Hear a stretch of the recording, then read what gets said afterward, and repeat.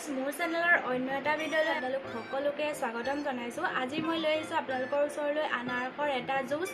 এই জুচ অতি সহজভাৱে ঘৰতেই বনাই ল'ব পাৰি। যেহেতু এতিয়া গৰমৰ দিনত আনাৰস অতি সহজভাৱে পোৱা যায়। ঘৰতে মই এই আনাৰসৰ জুচ কেনেকৈনো বনালো আহক চাই লওঁ। প্ৰথমতে মই কাটি থোৱা 3 পিচ আনাৰস লৈ লৈছো আৰু এইখিনি মই সৰু সৰুকৈ কাটি লম। তেতিয়াহে এই আনাৰসখিনি পিচিবলৈ সুবিধা হ'ব। এইখিনি কটা হৈ গ'ল। এতিয়া এটা মিক্সিৰ জাৰ ল'ম। যিহেতু মোৰ মিক্সিৰ জাৰটো সৰু সেইবাবে মই গোটেই আনাৰসখিনি একেলগতে নিদিওঁ, কমকৈ পিচি থাকিম।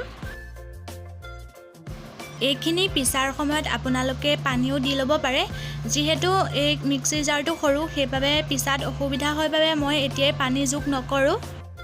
আৰু ইয়াৰ লগত দিম 1 চামুচ চেনি। এতিয়া ভালদৰে এইখিনি পিচি ল'ম। দেখিছেনে এইখিনি কিমান ধুনীয়াকৈ পিচ খাই গ'ল। এতিয়া ইয়াত মই অকণমান পানী মিহলাই দিম। এতিয়া মই এইখিনি এখন চেকনিত ভালদৰে চেকি ইয়াৰ ৰসটো উলিয়াই ল'ম। এয়া মোৰ আনাৰসৰ জুচ ৰেডি হৈ গ'ল। এতিয়া ইয়াত অকণমান জালুকৰ গুড়ি আৰু অকণমান ক'লা নিমখ মিহলাই দিম, যাতে ইয়াৰ টেষ্টটো আৰু বেছি ভাল হয় খাবলৈ। আৰু লগতে ইয়াত কেইটুকুৰামান বৰফো দি দিম। গতিকে এনেদৰে আনাৰসৰ জুচ বনাই ঘৰতে ইয়াৰ জুতি ল'ব পাৰে। আৰু গৰমৰ দিনত আনাৰসৰ জুচ বনাই এনেদৰে ঘৰতে খোৱাৰ মজাই বেলেগ নহয় জানো। যিসকলে এনেদৰে আনাৰসৰ জুচ বনাই খোৱা নাই, এবাৰ ঘৰতে নিশ্চয় ট্ৰাই কৰিব পাৰে।